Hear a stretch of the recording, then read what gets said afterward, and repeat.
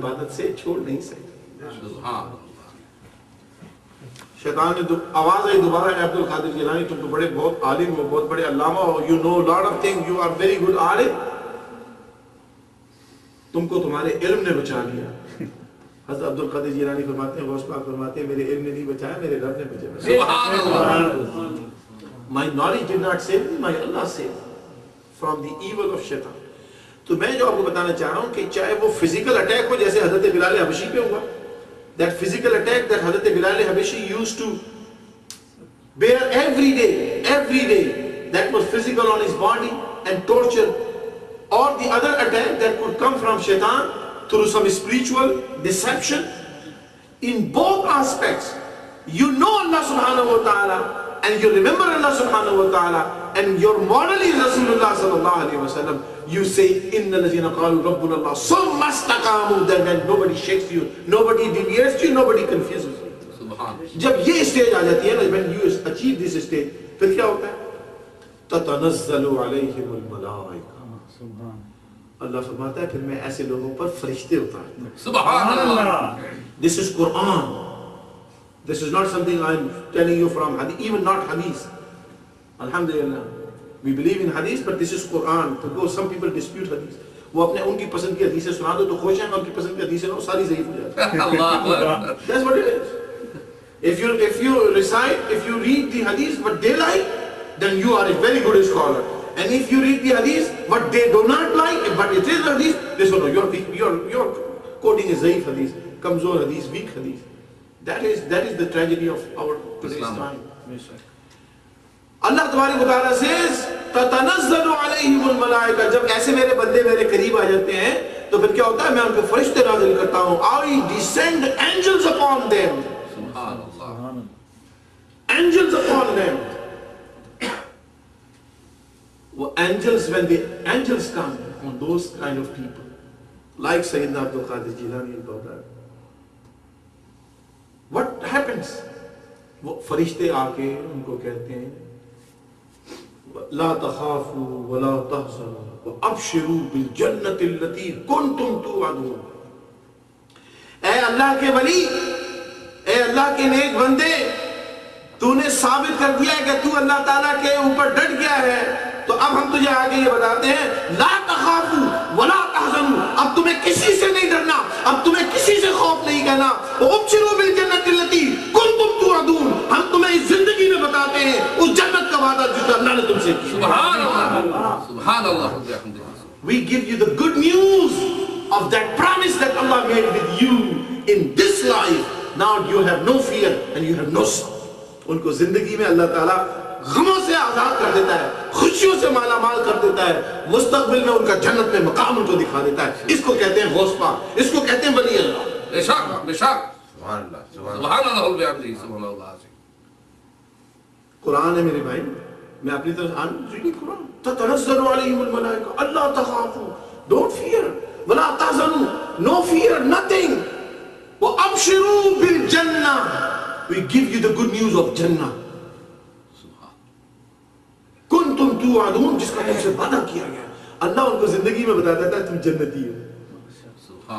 مجھے اگر یہ پتہ چل جائے کہ اللہ تعالیٰ کہ میں جنتی ہوں الحمدللہ, تو پھر حضرات محترم پھر مسئلہ ہی کیا رہ گیا.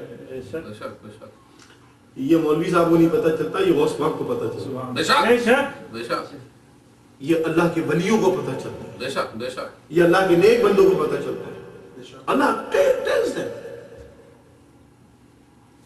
پھر کیا ہوتا ہے, اللہ تخافوا ولا تحزنوا وابشروا بالجنة التي كنتم توعدون. پھر وہ کیا کرتے ہیں, وہ کہتے ہیں آپ کو no, you have no fear. تو پھر یہ اللہ کے ولی ڈرتے نہیں, یہ فٹ پاتھ پہ بیٹھے ہوئے ہوتے ہیں, یہ زمین پہ بیٹھے ہوئے ہوتے ہیں. They may be sitting, they may be having a very simple life. They may not have a big castles and big houses and big cars and big army and lots of money. They may be very poor, sitting in a corner somewhere, hardly surviving according to what we see. لیکن ان کی نگاہ اللہ کے عرش کو دیکھ رہی ہے. سبحان اللہ, سبحان اللہ. بے شک ہوتے زمین پر ہیں, نگاہ عرش پر.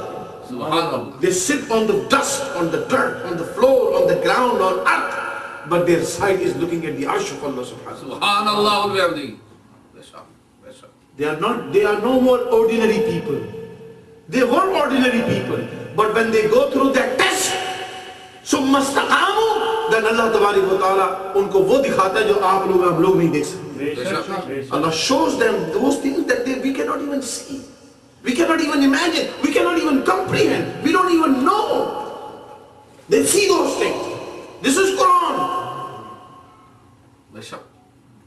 And then kya hota hai? Then those angels come.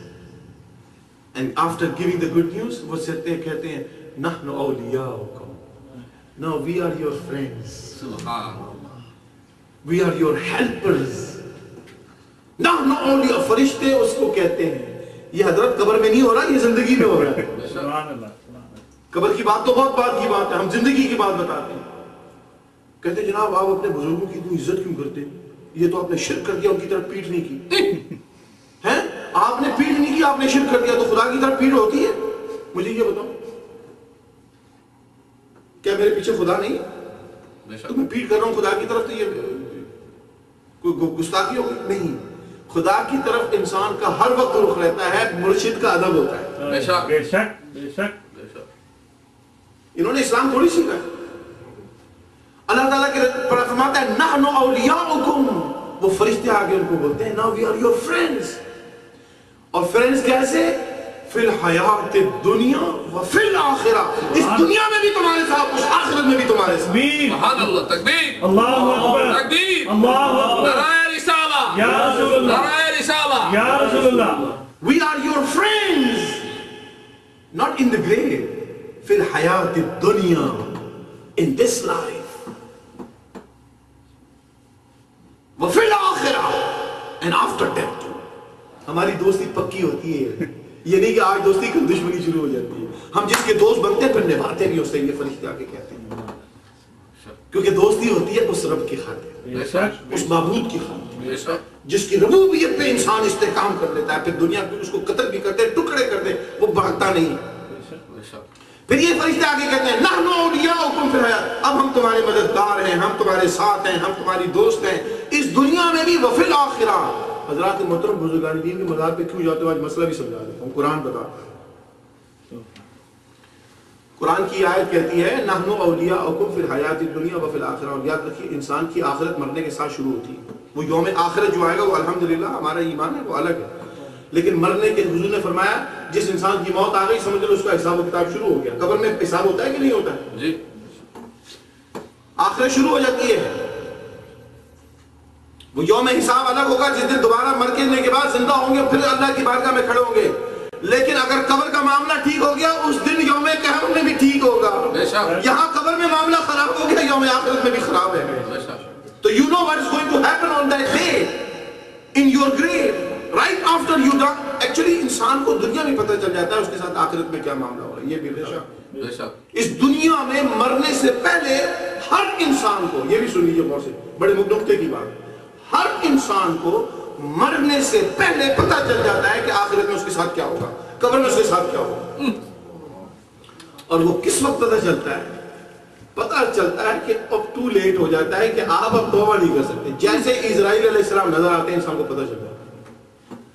لیکن اللہ نے فرمایا توبہ میں اس وقت تک قبول کرتا ہوں جب تک اسرائیل نظر نہ آئے. جیسے ہی نظر آ جائے گا اب توبہ مانگو گے تو اب توبہ قبول نہیں ہوگی. اس لیے انسان اس وقت توبہ کرے گا تو توبہ قبول نہیں ہے, کیونکہ اسرائیل علیہ السلام آگے آپ کے سامنے. Now you cannot go